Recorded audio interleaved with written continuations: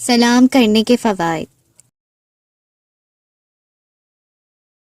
سلام کرنے سے دل کی قساوتیں یعنی نفرتیں ختم ہو جاتی ہیں،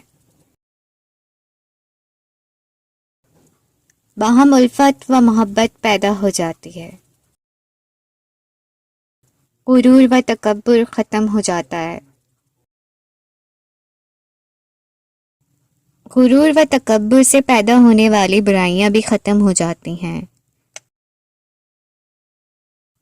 سلام مکمل اور جامع کرنا چاہیے، یعنی السلام علیکم ورحمۃ اللہ وبرکاتہ،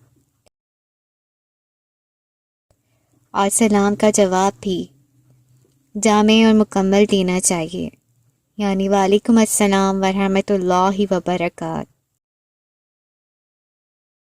سلام اور وعلیکم السلام کے جواب میں آمین کہنا چاہیے۔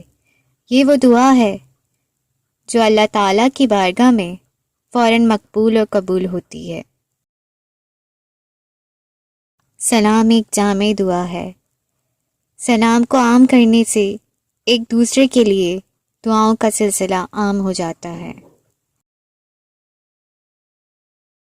سلام کا آغاز کرنا سنت ہے، لیکن اس کا جواب دینا واجب ہے۔